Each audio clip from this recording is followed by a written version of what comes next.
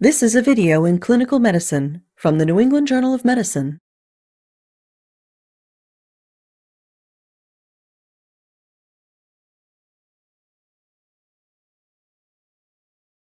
The temporomandibular joints, or TMJs, are anterior to the ear.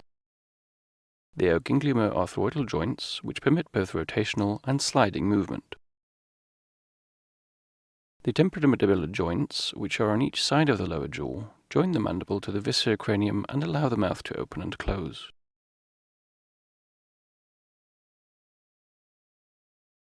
Common causes of TMJ dislocation are extreme opening of the mouth, as may occur when yawning, or during prolonged dental treatment or intubation, or as a result of trauma due to a conflict or accident. Patients with acute TMJ dislocation usually present to the emergency department, but may present to general medical or dental practices. Patients with bilateral TMJ dislocation have malocclusion, an open bite, and empty articular sockets. The empty sockets can be palpated as pretracheal hollowing. In cases of unilateral dislocation, the chin is shifted to the contralateral side. Dislocation occurs when the mouth is wide open and the condyle moves onto the articular eminence and slips forward, preventing the mouth from closing. The masticatory muscles tighten and hold the mandible in this new, aberrant position, which causes the muscles to contract further and lock the mandible in this painful position.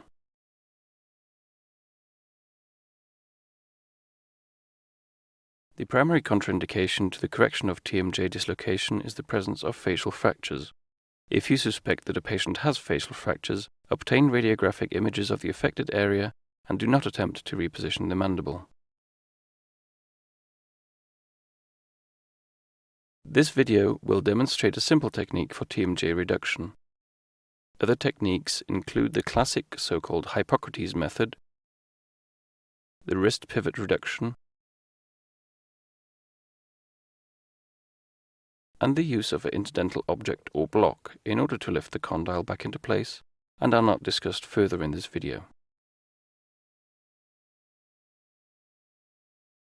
You will need only basic equipment to perform the procedure: a chair with head support, protective glasses, a face mask, non-sterile examination gloves, and gauze pads which can be wrapped around your thumb for protection during the procedure.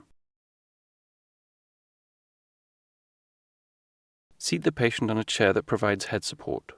Put on your glasses, face mask, examination gloves, and, if necessary, wrap a gauze pad around your thumb to shield it from the sharp cusps of the patient's teeth. The procedure does not usually require the use of muscle relaxants, sedatives, or general anesthetic agents, but these agents should be considered for patients who have severe pain or who are unable to follow instructions when you reposition the mandible. For instance, patients with cognitive dysfunction. Reposition the mandible one side at a time. Fix the patient's head between your body and your non-dominant hand. Place the thumb of your dominant hand in the retromolar area of the side of the jaw to be repositioned, and grip the mandible with the rest of your hand. This pose will allow you to verify the position of the condyle, which will serve as a reference point as you reposition the mandible. Apply gentle but increasing downward pressure. Gradually increase this force, sometimes for up to 5 minutes, until you feel the condyle move, then push dorsally very slightly until you feel the condyle slide into the glenoid fossa. This dorsal movement is generally automatic since the articular tissue retracts once the articular eminence has been surpassed. After you reduce one TMJ, hold it in position with your non-dominant hand by positioning a finger in front of the condyle. Then reposition the other TMJ in the manner just described. Verify normal occlusion once you have repositioned the entire jaw.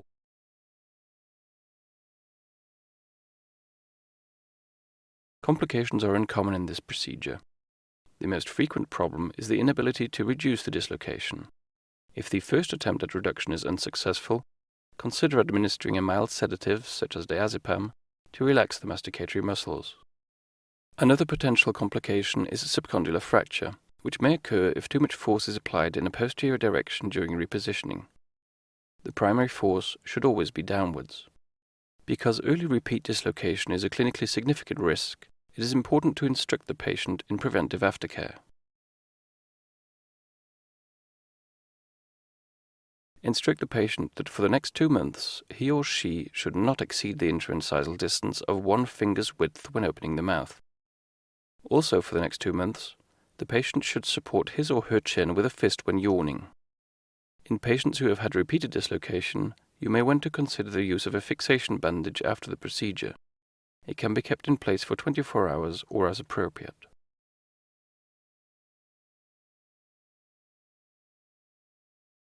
TMJ dislocation is easily diagnosed. If there are no facial fractures, perform TMJ repositioning as soon as possible to avoid unnecessary discomfort for the patient. After the jaw has been repositioned, patients generally do well, provided that they follow the instructions for aftercare.